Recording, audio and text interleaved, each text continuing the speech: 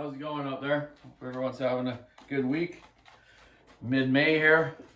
Wow, May's going quick too. Lots of birds out there singing this morning. I've seen a few hummingbirds flying around. Happy hummingbirds.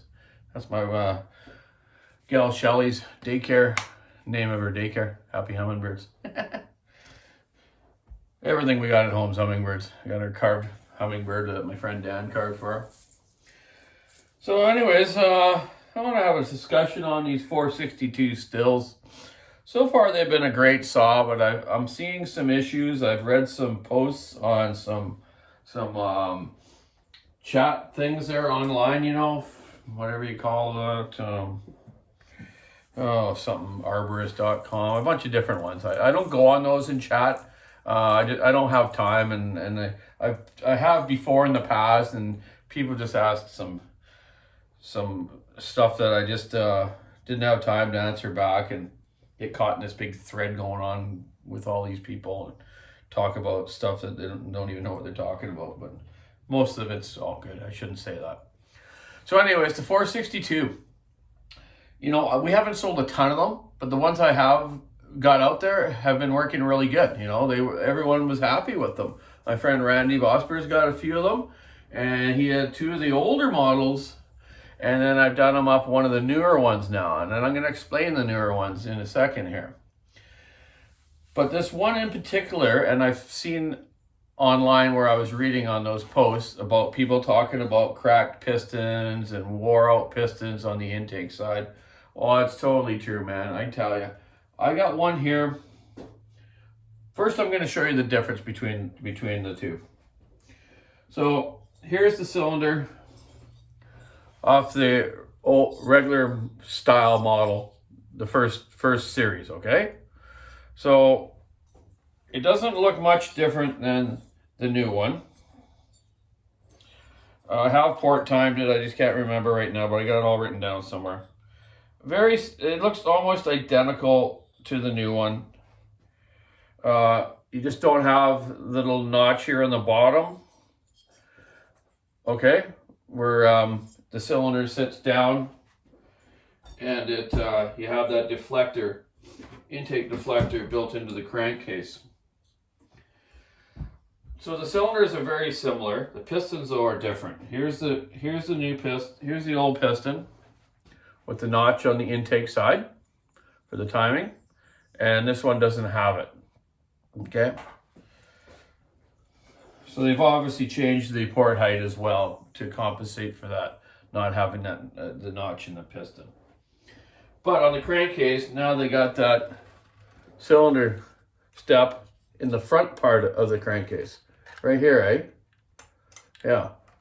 So, the reason I'm showing you this is because the way people have been talking about the cracked pistons and whatnot.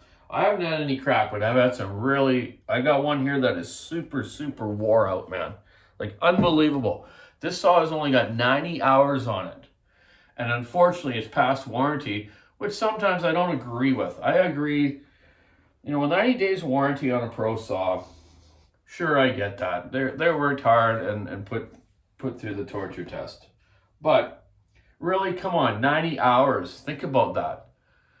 You know, that's very low hours, you know. If a guy's working, even if he runs it 4 hours a day, you know, that's what, only like 3 weeks running. I'm not good with math, but you guys figure it out. So I'm just saying that's very low, okay? So here's the piston out of it. This piston, really hard for you to see, but from right about on the side here, where the scavenging port is for the emissions, right about on the wrist pin, right in the middle of the wrist pin, you can see this wear on this piston, okay? You see that fading color of the aluminum? So that's wear. It's not from intake, bad air filtration and stuff like that. This guy was good with this filter. It goes right around to the other side, right to the wrist pin, okay? It's not scored from bad gas or anything like that or bad filtration. It's just wear. So I believe the way this thing was designed is you you put this thing in the center like this, you feel how heavy one side is to the other. You know, I think they're balancing of their crankshaft, the bob weight, let's call it. My dad used to call it that. His name's Bob. But they do call it that, bob weight, for balancing crankshafts. You know, this thing was putting so much pressure on that side, it's just wore itself out. So what I did this morning, just before I got on here and talked to you folks, is I measured the new piston, okay? I take the piston and I mic it, okay? I always do it about in the center of the piston, across, opposite from the wrist pin. About the same, about right in the middle of the wrist pin, but on this side, okay? I'll show you. Take your mic, and you want to do it right about like so. Right there. So that one there is, there's the piston size right now, okay? So see how I'm doing that? Yeah. Opposite to the wrist pin, right in about the middle of the piston, okay? Then you put it in your vise. And you take your bore gauge. This bore gauge's got all different ends on the end here for different size bores, okay? You zero your bore gauge to your piston size, like so on the micrometer. Once you get it to 0, then you put it into the bore of the cylinder. You know, a little bit halfway down into it, across from the ports, and take your measurement, side by side. So the stock piston, well not stock, the OEM regular piston, with that cylinder right now being a bit wore, 2.4 thousandths clearance on one side, 2.6 on the intake side. So across the like transfers, let's say, 2.4, 2.6 across that way. Guess how much this is wore? You're not going to believe it. 10.5 thousandths.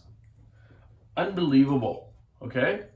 Like I've seen saws working in a lot of dusty road conditions, guys doing slashing on the side of roads. They'll eat up a ring and wear out a piston in a couple days with bad filtration with dust going through. But this ain't that situation.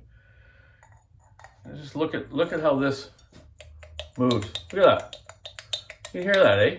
So then when this saw was running, right when he brought it in, he says it's got no power and just running like a piece of crap. I started off right away. I can hear that tick, tick, tick, tick, tick, tick, when it's running. I got a really good ear for noises in engines. I don't use one of those stethoscopes or anything like that. I just get good ears. Shelly doesn't think though, so, but maybe it's just selective hearing. Sorry, honey. Anyways, see that? Okay, that's ridiculous. See this one? Can barely get it in, eh? Yeah, just barely rocks. That's your 2.5 thousandths clearance, which most of all cylinders are. So that's the scoop. You know, that's obviously why they've gone to the new design. You know, I'm gonna have a little chat with my warranty service guy here in Canada about this, because this should be warranty.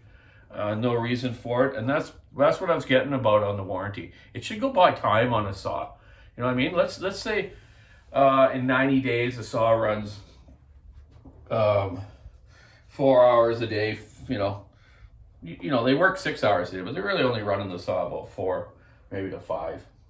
So take the 90 days and do the math with 4 or 5 hours a day. And then that's what it should come out. It should go by hours, because all these new saws now you can plug into a computer and see the run time, how much it's been at full throttle, how much at idle.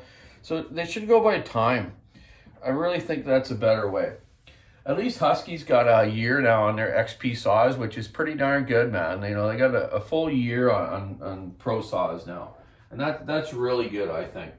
And really, there's not a lot of times I have to deal with warranty on them.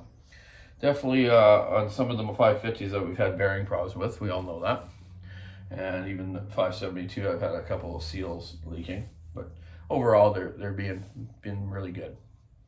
And like I say, these 462s are an awesome saw, but they have done that change. You cannot put the old cylinder and piston onto the new new one, or you can't put the new piston and cylinder onto an old case. So that's kind of a bummer. So I'm really interested when I put this one back together with a new piston. How many hours is it going to get now? Is it going to be the same? It's just funny though, a couple I got out there haven't had this issue. Even my own saw, my demo saw, my first 462 I done up, I have had out to a bunch of friends. Everyone loved it. And the thing's got a couple hundred hours on it and it's still fine. So it's weird. So did I get a bad piston? Or is just the balance factor of this piston going, this weight of this putting pressure over there? I don't know. Like why isn't that one like that and this one's like that? I'd like to talk to someone at Stihl about it. I wish I had more of a direct contact with Stihl, with their engineers like I do with Husqvarna. But maybe one day I'll get there or talk to the right person. Maybe they'll give me an email to someone there or something so I can discuss some other stuff. I've developed Husqvarna stuff and I'm dealing with some stuff with Echo right now. By the way, my Echo is going out to the faller this morning. He's taking it out. And in a couple of days, I'm going to go for a ride with him out into the bush. And we're going to talk about saws with my customer, Dean Blosky of Kenjet Falling. And that's his company, by the way. So that's his kids' names, Kennedy and Jet. Some people probably didn't know that. But I just figured that out actually the other day. It was kind of funny. Anyway, so yeah, we're going to discuss saws, and then we'll see the new Echo running, and him fall on some trees. So that's enough on the 462 still. I got a lot to do right now. They're all actually the newer series, which is cool. I got probably about 10 to modify right now. So I'll be doing the porting to it, Gordy's bark boxes on them, and some West Coast dogs as well. And I'm going to talk about dogs here in a second. And the better clutch cover that Gordy provides, or I'll just put the leather dust flap on these. Depends if the customer wants it just done with the leather on this cover, or I'll put Gordy's really nice cover on it. Unfortunately, in Canada here, we got to sell them for about $225 with the dollar exchange, but they're well worth the money. Well worth the money, guys. Get one of those covers, and you won't have all the sawdust and crap in your face. And I can even add the leather guard onto that too, which helps out a little bit more. Okay, here's the next surprise we got today. We finally got a batch of 585s and 592s. Heated 592s, non-heated 592s, non-heated 585s. 585s aren't going to come with heat, which I'm a little disappointed on. But it's the way it is. So, here, we got one. This is the 592. That's the standard cover it comes with, because it comes with half wrap handlebars. All Huskies now come with half wrap handlebars to Canada here. Then what we have is a wrap kit. Every saw now, from the 562 up to the 592, we have these wrap kits. So the wrap kit basically is obviously 4 wrap handlebars, heat and non-heat. This is a heated saw, but I just brought these handlebars to show you. I will be getting the heated ones real soon. They also come with another cover, side cover. Where did I put that thing?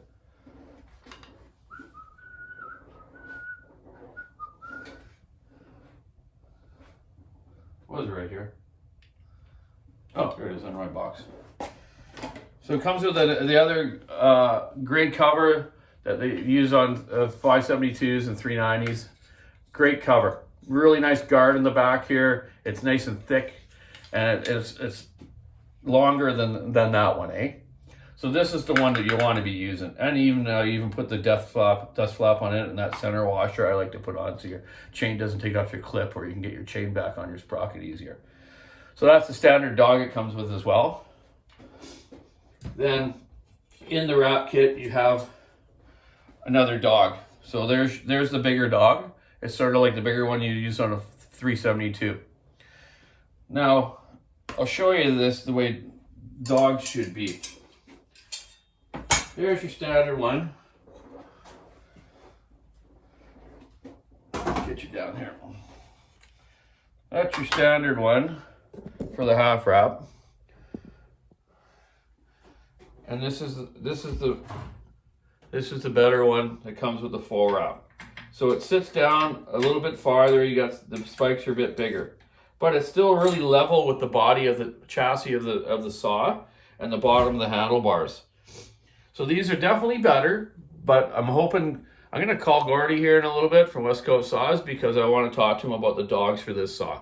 I want to get some 5.1s made up. Maybe he's already on it. He probably is actually. So that's why I'm going to call him, because I want some 5.1s. The dogs on the saw, I'll put it back in the vise here. For falling big wood, the big bark firs, and the flared cedars here that we have here, the red cedars. The dog needs to sit down about an inch from the body. So it needs to point down this way. For bucking and stuff, you can have regular straight ahead dogs, but they need to come down about an inch from the chassis and below the handlebars. So the guy can reach around and dog that saw in and pull it around. You know, get it into the bark better too, of the thick bark. Some of the fir bark here, the Douglas fir, is like, 4 inches thick. So you got to be able to, maybe not 4 inches, but really, really thick, man. So that's why you need it like that. So I've already timed this saw up. I've done had my degree wheel on it, timed it all up. I like the numbers. Very good for a big torque saw, these numbers are. I'm going to be changing a few things on it. I'll let you know that later. But I ran up a 585 yesterday, and it was actually nice. It revs out at 12,900. And, definitely has that ignition rev limiter sound, but in the wood, it pulls hard. So that's going to be great. On this saw, they got a real open muffler, huge outlet on the top. We'll see how that works. I might add one more port to the right-hand side by the inside dog here. So yeah, I've measured it all up. They are a bit of a heavy saw, but it's replacing the 395 to 390. So you know what? There's no substitute for displacement. 92 cc's. This thing just rips, man. And I believe it's going to stand up well. We'll see how the cases handle it, the bearings. Let's hope Husky's done their homework real good with this one, and we don't have any issues. So that's something we'll see in the future, though. We're going to be getting a bunch of these out now, guys. Probably because after this video, guys will be phoning in, going, "Hey, yeah, I heard you got the new ones." Some other dealers already have them, but we just got ours, so Johnny didn't want me to do a video before we actually had them all here. So I don't blame him, and I didn't really want to either until I had one here I could measure and talk about. They feel really nice. I really like the ergonomic back grip of the throttle grip. It molds into your palm of your hand really nice. The handlebars are thicker, like the 572s are, and the newer 372X Torques came with a thicker handlebar. More you close your hand like that, it's harder on your wrists and your muscles, eh? And they got their nice angled top part of the handlebar too, so your arm's not bitten all straight like this. It's on a nice angle, ergonomically nice, less fatiguing. So yeah, that's it, man. That's 462 piston wear. That's weird. The new 592.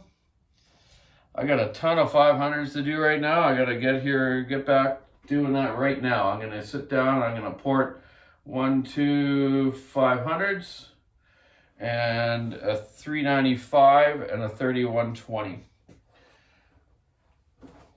So yeah, time to get to work. You guys too, get out there, get to work. Okay, keep your solid wood, stick in the ice forever on the road. Let you know what's happening with this still. We'll get it back together, and we'll see how long this piston lasts.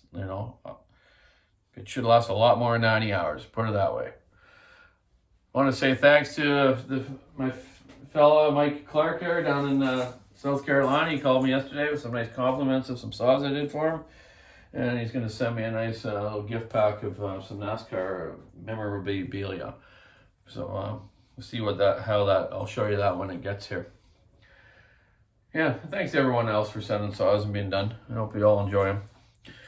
Okay, check out the WalkerSawShop.com online store. Have a great week. Time to get out of here. Bye.